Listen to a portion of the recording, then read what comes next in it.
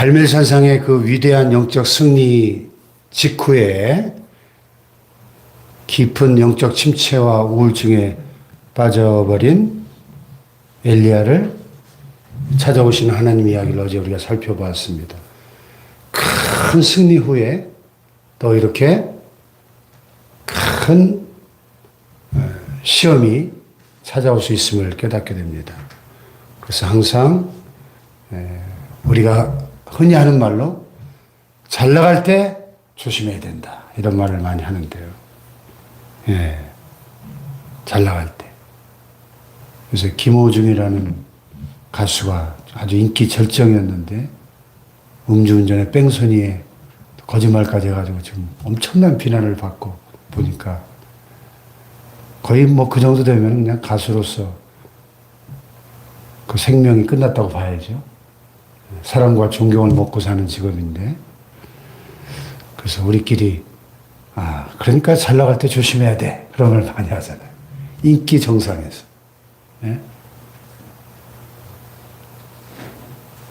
더 겸손하게, 더 절제하며 살았어야 할 텐데 참 안타깝죠. 저도 그 가수의 노래를 참 좋아했는데.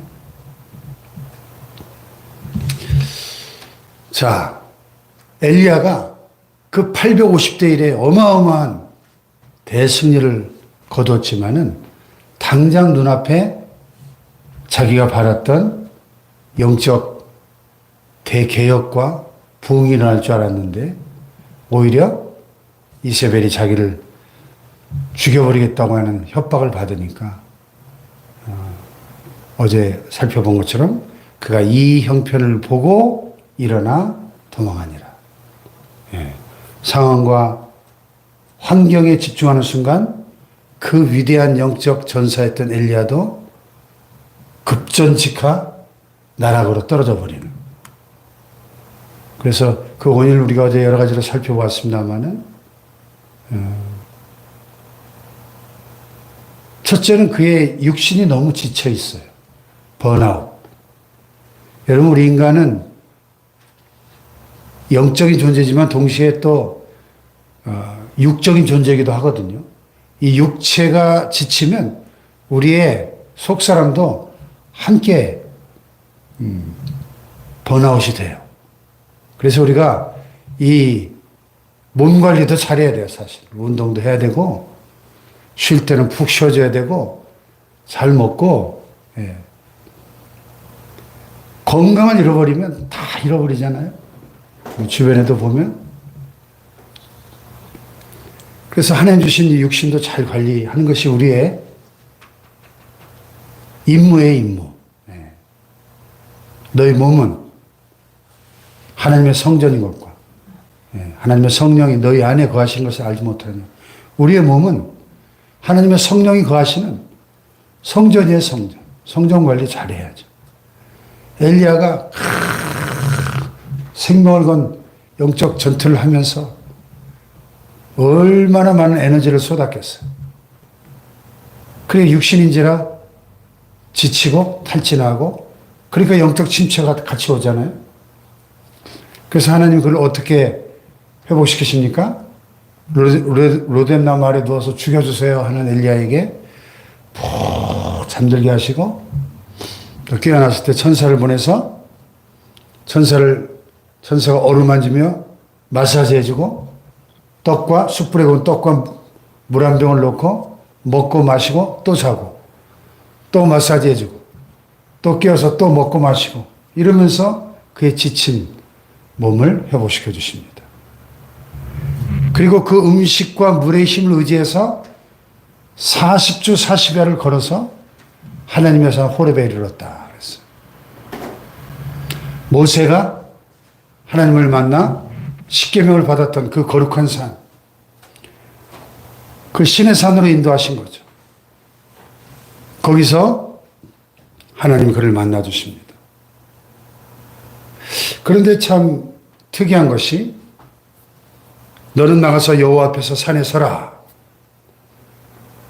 하나님 임재 앞에 섰는데 여호와께서 지나가시는데 여호와 앞에 크고 강한 바람이, 강풍이 산을 가르고 바위를 부수는 태풍 같은 바람이 지나가는데 그 바람 가운데 여호와께서 계시지 않았다는 거예요. 또 바람 후에 지진이 막 땅이 흔들리는 그 지진 가운데도 여호와께서 계시지 않았다는 거예요.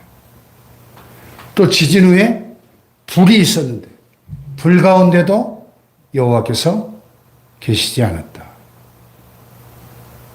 근데 이런 강한 바람, 지진, 불 이런 것은 흔히 하나님의 임재의 현현에 동반되는 초자연적인 그런 현상으로 자주 나오잖아요. 시내산에 하나님께서 강림하실 때 빽빽한 구름과 연기와 막 불기둥 가운데 하나님이 이 강력한 그런 임재가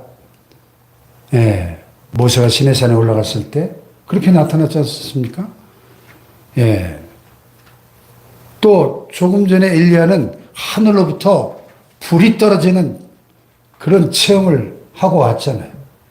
그런데 그런 강한 바람 가운데도 지진 가운데도 불 가운데도 하나님이 계신 것이 아니라 불 후에 세미한 소리가 있어요. 세미한 소리. 세미한 소리. 세미한 음성으로 찾아오셨다는 거예요. 왜 그랬을까요?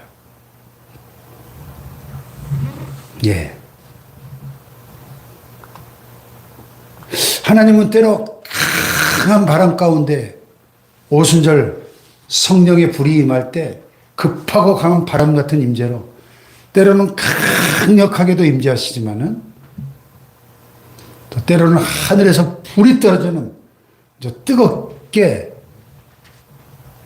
강력하게 역사하시기도 하시지만 지금 엘리야는 몸과 마음이 지치고 탈진해서 완전히 지금 번아웃된 상태이기 때문에 그런 강력한 임재가 아니라 아주 섬세한 음성으로 찾아와 어루만지고 위로하시는 하나님의 이 세심한 사랑과 배려를 볼 수 있는 거죠. 불 후에 세미한 소리가 있는지라. 세미한 음성으로 엘리야에게 찾아오셨다는 거예요. 그래서 하나님이 때로 여러분에게 세미한 음성으로 말씀하실 수 있다는 거죠. 기도 가운데 때로는 막 천둥 벼락 같은 음성으로 말씀하실 때도 있지만은 지친 엘리야에게는 세미한 음성으로 찾아오셨어요. 오늘 이 새벽에 혹시 여러분 가운데 삶에 지치고 피곤한 심령이 있다면 세미한 소리 가운데 찾아오시는 주님의 음성을 들을 수 있기를 축복합니다.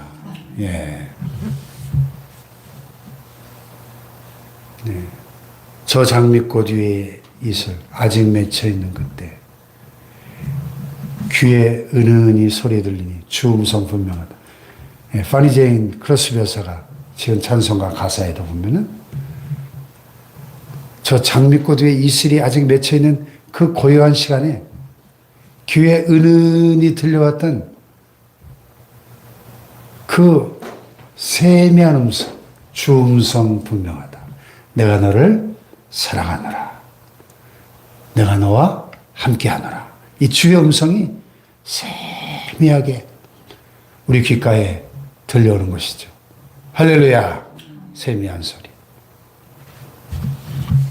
엘리야가 그 세미한 주의 음성을 듣고 겉옷으로 얼굴을 가리고 나가 구러기에 서 있을 때 세미한 소리가 그에게 임합니다. 엘리야야, 네가 어찌하여 여기 있느냐? 그 로뎀 나무 아래 누워서 죽여주세요 할 때도 똑같은 질문을 하셨었죠? 엘리야야, 네가 어찌하여 여기 있느냐?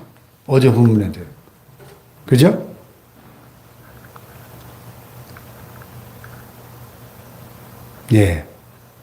로뎀 나무 아래 누웠을 때 엘리야야, 네가 어찌하여 여기 있느냐? 이 질문에 위대한 힘이 있어요. 질문은 우리를 각성케 하고 우리 자신을 돌아보게 해주는 파워가 있죠. 그래서 이 성경에 나오는 위대한 질문들. 너희는 나를 누구라 하느냐? 베드로가. 주는 그리스도시요 살아계신 하나님의 아들이십니다. 위대한 질문에 대한 위대한 대답이죠. 엘리야야, 네가 어찌하여 여기 있느냐? 아담아, 네가 어디 있느냐? 범죄한 아담에게 찾아오셔서 아담의 영적 현 주소를 물으셨던 하나님. 또 이 침체된 엘리야에게 찾아오셔서 엘리야야, 네가 어찌하여 여기 있느냐? 엘리야의 그 영적인 현 주소를 스스로 돌아보게 하시는 하나님의 질문이에요. 근데 참 재밌는 것은 하나님이 똑같은 질문을 2번 반복하셨는데 엘리야의 대답도 똑같이 토시 하나 틀리지 않고 어제도 10절에서도 내가 만군의 하나님 여호와께 열심히 유별하오니 이는 이스라엘 자손이 주의 언약을 버리고 주의 제단을 헐며 칼로 주의 선지자들을 죽였으며 하며 오직 나만 남았거늘 그들이 내 생명을 찾아 빼앗으려 하나이다. 이게 엘리야의 답변이었죠. 그런데 오늘 본문에서 다시 한번 하나님이 똑같이 질문하는데 엘리야의 대답도 토시 하나 틀리지 않고 똑같이 대답이 나옵니다. 이 영적으로 고장난 사람들, 이 마음이 병든 사람들 보면요, 꼭 옛날에 그 고장난 카세트 이렇게 틀어보면 계속 똑같은 소리가 막 반복돼 나오는 것처럼 우리가 이 고장난 카세트처럼 이 똑같은 말을 반복하는 사람들을 보면은 이 뭔가 마음에 이 병이 깊은 거예요. 제가 미국 유학생 시절에 섬겼던 교회 목사님이 그러셨어요. 이분이 이민 목회를 하시면서 교회가 크게 성장하다가 부목사가 배신하면서 교인들을 왕창 데리고 나가는 교회가 깨어지는 아픔을 겪으면서 그때 상처를 많이 받으셨는지 그 얘기를 하여튼 제가 그 교회에 한 2년 있었는데 한 10번은 넘게 들은 것 같아요. 똑같은 얘기를. 토시 하나 안 틀려요. 이게 마음에 고장이 나 있는 거예요. 그렇잖아요? 아니, 똑같은 얘기를 한 번만 하면 알아듣는데, 아니, 그 2년 사이에 제가 10번 넘게 들었으면 다른 데 가서는 100번을 했을 거 아니에요, 그 얘기를. 혹시 오늘 여러분 가운데 이렇게 마음이 고장나 있는 분 안 계세요? 내가 한 얘기 또 하고, 한 얘기 또 하고, 이 엘리야 보세요. 이게 지금 이 마음이 병들어 있거든요. 내가 만군의 하나님 여호와께 열심히 유별한데, 이는 이스라엘 자손이 주의 언약을 버리고 주의 제단을 헐고 칼로 주의 선지자들을 죽였고 오직 나만 남았거늘 그들이 내 생명을 찾아 빼앗으려 합니다. 그게 실망하고 낙심하고 원망과 하나님을 향한 그런 불만으로 가득 차 있는 엘리야의 이 고장난 심령 상태를 이 엘리야의 답변 속에서 우리가 찾아볼 수 있어요. 그죠? 쉽게 말해서 하나님께 화가 나 있는 거예요, 엘리야. 오늘 이 신앙생활하는 분들 가운데도 하나님께 화가 나 있는 분들이 많이 있어요. 아니, 내가 신앙생활 이렇게 열심히 하는데 왜 나한테 이런 일이 생기죠? 혹시 하나님께 화가 나 있는 분 안 계세요? 여러분 가운데? 예. 엘리야의 우울증이 여러분에게도 지금 똑같은 증상인 거예요. 내가 이렇게 하나님께 열심히 유별난데 왜 아무런 변화가 안 일어나죠? 이스라엘 백성들이 주의 언약을 버리고 주의 제단을 헐고 칼로 주의 선지자들을 다 죽여버리고 오직 나만 남았는데 이게 문제예요. 오직 나만 남았거늘. 여러분 엘리야 혼자만 남았습니까? 이 뒤에 나오죠? 하나님이 바알에게 무릎 꿇지 않은 사람 몇 명을? 7,000명을 남겨두셨대요. 근데 오직 나만 남았습니다 하는 이 착각 때문에 엘리야의 우울증이 온 거예요. 내가 이렇게 하나님께 열심히 유별난데, 특심한데 왜 오직 나만 남았습니까? 네. 나만 남았는데 그들이 이제 나까지도 죽이려고 합니다. 이러니까 우울증이 오죠. 그렇잖아요? 실망하고 낙심하고 절망할 때, 좌절할 때 사탄이 엘리야의 마음속에 깊은 영적 침체와 우울증으로 그를 사로잡은 거죠. 여러분, 하나님께 화가 나 있는 분들 회개하셔야 돼요. 예. 하나님은요, 내가 원하고 바라는 내 뜻대로만 모든 일을 행하시는 분이 아니에요. 하나님의 뜻을 우리가 다 알 수 있나요? 내가 원하는 것과 정반대의 결과로 일들이 전개될 수 있어요. 그럴 때 여러분, 내 뜻대로 무슨 일이 안 된다고 해서 실망하고 낙심하고 하나님께 화를 내시면 안 되는 거죠. 하나님은 지금도 일하고 계신다는 것을 우리는 믿어야 됩니다.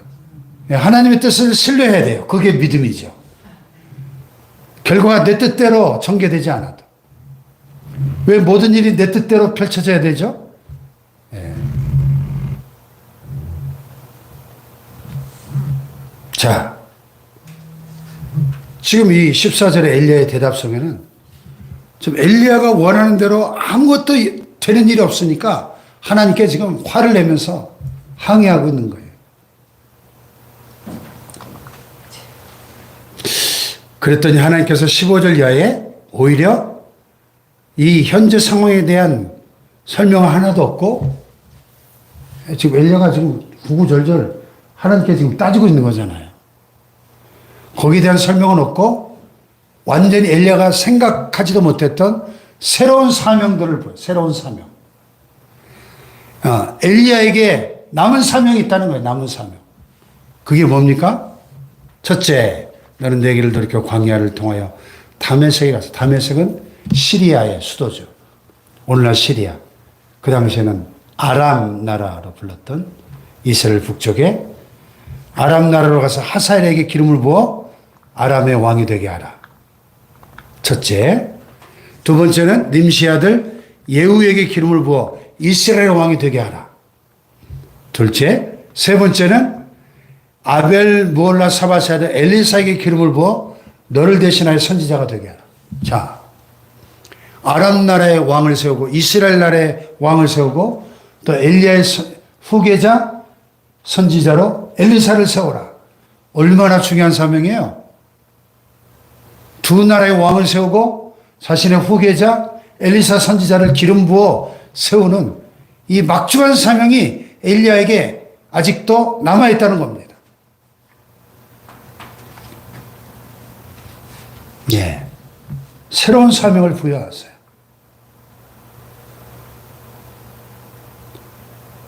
그러면서 한 가지 깨닫게 하시는 것이 그러나 내가 이스라엘 가운데 7,000명을 남기리니 다 바알에게 무릎을 꿇지 아니하고 다 바알에게 입맞추지 아니한 자니라. 엘리야가 아마 깜짝 놀랐을 거예요. 오직 나만 남았거늘, 오직 나만 남았거늘 그들이 내 생명도 빼앗으려고 합니다. 이게 지금 엘리야의 상황 판단이었는데 천만에 왜 너만 남아?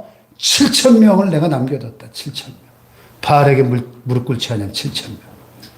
예, 오늘 이 시대에도 얼마나 지금 우리 대한민국 사회가 타락하고 부패하고 하나님을 멀리 떠난 사회입니까? 참 하나님의 사람들이 실망할 때가 많아요.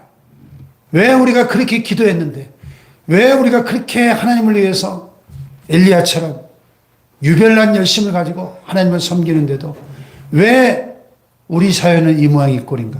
왜 내 주변에는 이런 일들이 일어나는가? 실망할 수 있거든요. 그런데 하나님은 말씀하시기를 내가 이스라엘 가운데 7,000명을 남겨두었다. 바알에게 입맞추지 않고 바알에게 무릎 꿇지 아니한 7,000명을 남겨두었다고 말씀하십니다. 할렐루야. 오늘 시대에도 바알은 풍요와 다산의 신이에요. 네, 잘 먹고 잘 살겠다는 신입니다. 이 만몬주의, 물질 만능주의에 모든 사람이 무릎 꿇고 있는 것 같아도 그 바알의 우상 앞에 무릎 꿇지 않은 7,000명을 하나님이 남겨두셨어요. 그 7,000명이 이 시대의 남은 자들, 이 시대의 마지막 희망인 것이죠. 할렐루야. 저와 여러분이 이 시대에 바알에게 무릎 꿇지 않은 7천 명이 되어야 합니다. 아멘. 하나님이 찾으시는 7천 명. 네. 그래서 엘리야가 이 새로운 사명을 부여받고 이 하나님의 음성을 듣고 완전히 영적 침체에서 일어나서 회복돼서 바로 거기서 엘리야가 그 자리를 거기서 떠나 영적 침체와 우울증의 자리에서 거기서 떠나 새로운 사명을 감당한 자리로 나아가는 거죠. 할렐루야.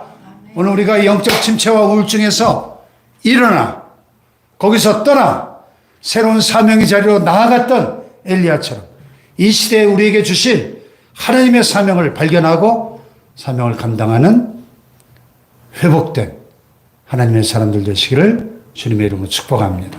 기도하십시다.